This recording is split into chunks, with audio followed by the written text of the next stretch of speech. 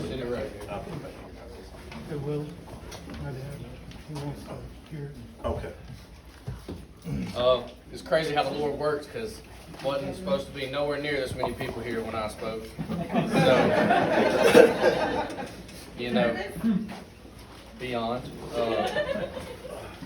I guess, so before I start telling my story and what I've been through, I ask that, the kids at the ministry, and none of y'all look at me different or nothing like that, because I am who I am today, not who I was then, or not what I was. So, I'm just going to tell some stories, because a lot of my problems that I have dealt with have to do with trauma that I've seen, and just stuff that I've seen as from my father and stuff. So either you can relate or you can't, or I don't know, maybe it'll help. So probably my earliest memories of, I say my earliest trauma was, and a lot of this I hadn't said out loud before, guys, so bear with me. My earliest memory of the worst trauma that I can remember, and it started at, I think I was 7 years old. My dad had a drug abuse problem, and so he'd always come home high or whatever and do crazy stuff, which was fine. But this time it was 7, and I remember, and my mom said she was gonna leave him when we were leaving, and that was not the best thing for him to hear at that time, I guess. So he runs to the back porch and continuously jumps off the back porch trying to kill himself. And I guess he didn't realize we'd seen it, but we were there watching, screaming, Dad, no, all this. So there's one of the instances, and then he quit, I guess, after that for, I don't know, a month. Then it's back to it. There's always a cycle. So then Mom leaves and we move, and we're living in Odenville. And he had a slick tongue like the devil does, I guess, because he got back in the house. And so he's living with us again. And then he's gone for weeks at a time. It was out of town working, but we knew. And so he comes home. Mom's going to leave him again. And he goes around the house, and we're inside. It's like 3 a.m. Him and Mom are outside arguing, so I'm like, we're inside. My sisters and us would always go to like the basement or one of the rooms and turn the TV up and lock. Well, you can't really drown out a gunshot with a TV. So we hear a gunshot, and we go to run out the basement doors. We don't know what's going on.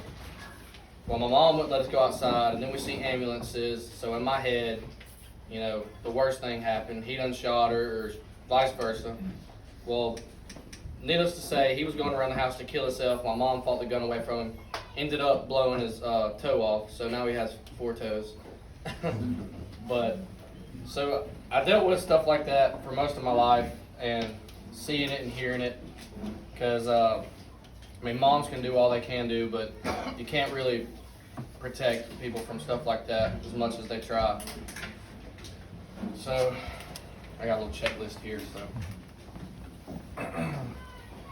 so then there's 2 ways you can handle stuff like that. You can decide that you're going to do nothing like that, and just be a great teenager and be strong-hearted and follow the right crowd, or you become bitter and, I don't know, just try to drown it all out, and that's what I did. So I turned to a lot of alcohol. I've tried other things beside alcohol. Pretty much anything you can think of, you can get your hands on, I've tried it. And loved it, because for that time period, my mind was not on what really happened when I was a kid. And I never really knew why I was upset or sad then, but, at that time, you're not really old enough to say, hey, I gotta sit down and figure out what's wrong with me. Because you think, in my head, I kept telling myself, I'm just being a teenager, I'm having fun. But really, I was having way too much fun to where it was an issue. And I would go cut grass and stuff. Man, I'd make like $300 at 16 years old on a Saturday, and it'd all be gone because I'd spend it on whatever would get me going that time. Usually alcohol. Alcohol was my thing. So that carried on for a while. And I think around, I kind of skipped a little bit. 14, I met Willie, and I got saved. But when I got saved, I didn't really know what my job was. I knew what it meant, but I didn't know my job. And I fell out of fellowship, and I didn't continue to grow as a Christian. So I fell back into that scene. And that's what Willie meant by having to stand by and watch me go through what I went through until now I came back. But so throughout high school, I was not a good student, not a good kid. I was very bad. I think alternative school actually told me that I was going to be the first graduate they ever had from there. They did.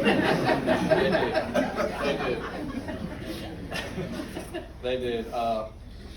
They had a field day there, man. It was crazy.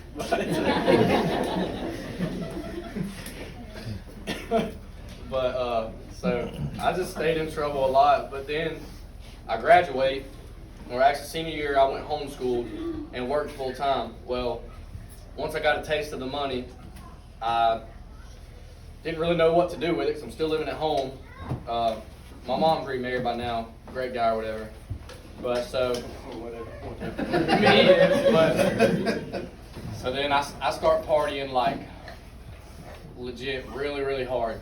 I'd work 8 to 4 or 5, whatever time we get off. And as soon as we got off, most of the time on the way home, I'd be like, hey man, swing by the store, and I'd grab a bottle or a case, and wherever the party was that night, I was there. And if there wasn't a party that night, my cup holder in my truck or my car was filled, and I was just riding around. There was one night, and several nights, I'd drive all the way from Georgia, Panama City, back up to Birmingham, and then go straight to work. It was a very, I guess you'd call it functional alcoholic issue, but I didn't really realize what I was doing. So I want to talk about that a little bit. What I really was doing was just avoiding my real problem, which was starting when I was a kid. I didn't trust nobody, for real. I hardly talked to anybody about what I was going through. Anytime anybody would tell me I had a problem, like, yeah, I'm alcoholic, but it's just because I'm partying and having fun. But it wasn't. It was getting bad. So then I just started running with the wrong crowd, to where there was one night I got up in Atala, got into an incident, and shots started firing at our car, and I'm like, what am I doing? But then again, what scared me the most is it didn't scare me, because I just didn't care at that point. You know, and that'll really wake you up when you're a gun's in your face, and then y'all take off, and gunshots are trying to hit your car, and you're like, whatever.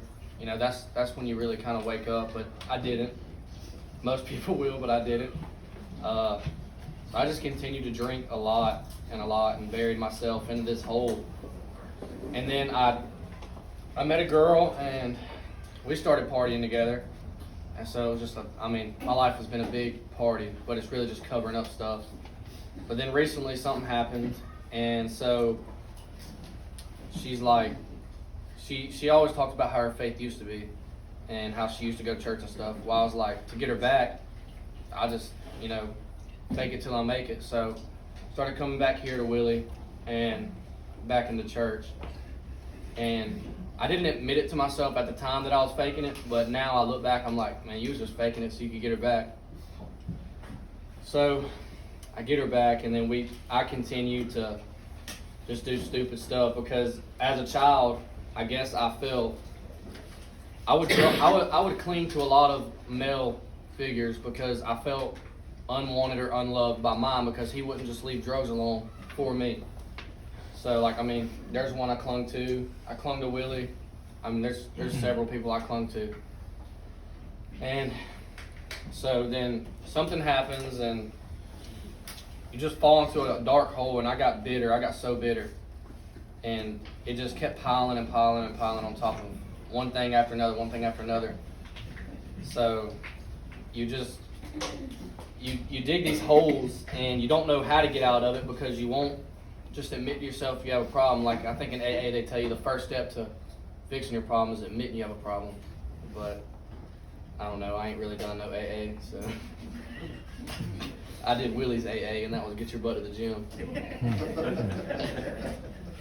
But so I cling to a lot of male figures because I felt unwanted. So then when you get into a relationship with a female, or any female, you don't just want one female, you want them all, because that's just attention that you never got as a kid. So in that, in that same realm, I didn't realize how many people I was hurting. I'd take a good girl and I'd break her heart, and then I'd go to another one, break that one's heart. And it's not, at that age you're like, I'm just a player, bro. I'm getting them all, whatever. But you don't realize what kind of damage you're doing to them emotionally, and for the rest of their life. Really, you're just hurting them just because you can't go back and fix your problem. So I looked for attention in a lot of different ways. I liked being the life of the party. That's what I really didn't have. I had a small group of friends in high school, but when I got out when I was like 20, or when I was like 18, 19, when I started partying a lot, people loved me, because if you had it, I was going to drink it, and I'd drink every one of them, and I'd be the last one there and first one to show back up the morning after. It was bad, but I felt loved in that way, so I continued to do it, and I continued to strive to be the best at it. Even though that was drinking and partying, I was liked for it and loved for it. So I thought, I'm not really good at a lot of things, but I can be good at this.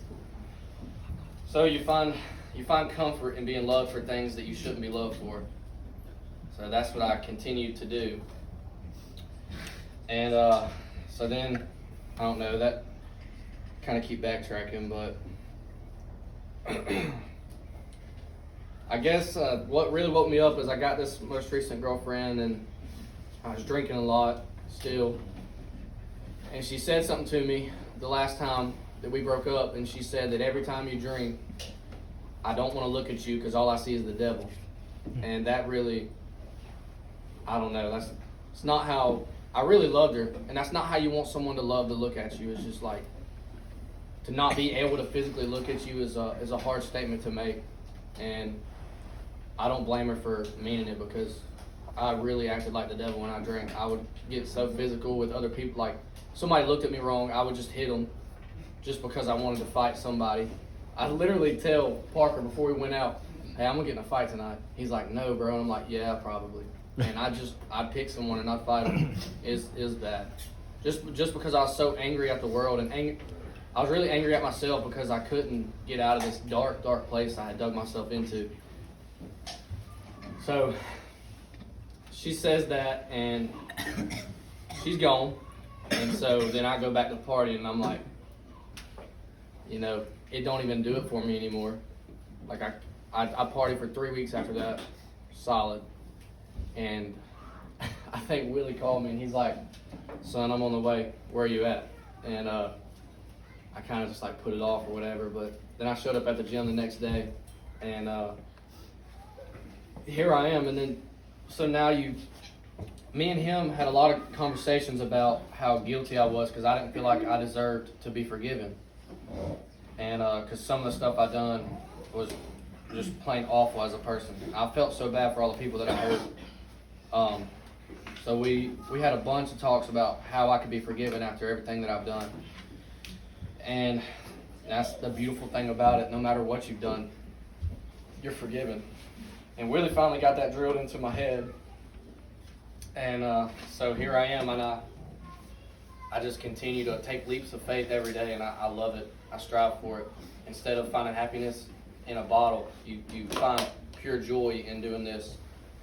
And I've come to learn, to love spreading the word, and telling people about how I've gone from finding happiness in this and being so happy in this, because they're like, a bunch of my friends will call me, where you at, man? We're field party this weekend. Nah, man, I got church on Sunday. I'm not going out Saturday. And they really don't get to them, but you gotta, I guess the best thing I can say to y'all is surround yourself in this crowd right here.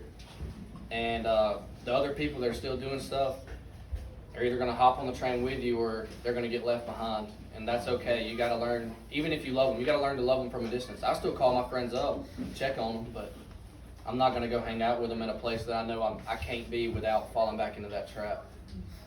So a lot of it is realizing that high school does end, and your partying days, they should really never start. It's kind of pointless to me now, but most people just got to live and learn like I did, but it took a lot more living than it did for me to learn as quick. But I wanted to share a verse or two with y'all.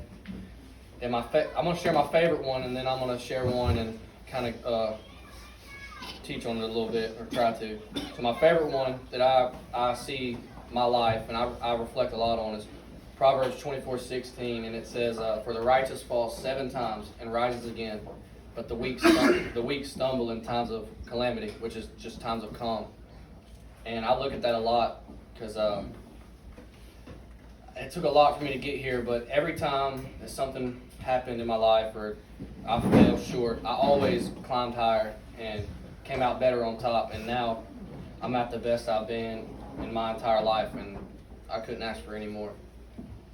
And so I say that to say this next one's Philippians 3:12 through 14.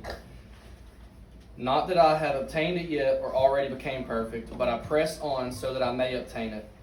Brethren, I do not regard myself of having laid hold of it yet, but one thing I do, forgetting what lies behind and reaching forward to what lies ahead." So I just strongly encourage, once y'all make that first step, like it's so hard to not think about, well, I've done this and I've done that, and all your friends are behind you, so that's another thing you're leaving behind, and no one's really going with you, and it sucks. But you just gotta look forward to what God has planned for you, and because it's the greatest thing ever. I think about it daily, and every morning when I wake up, and every night before I go to bed, I pray, what's your will for me today, or what, tomorrow. Please allow me to do your will, because I beg for it. I love it. I strive for it a lot. So that's really all I got. Anybody got questions? I got a few. So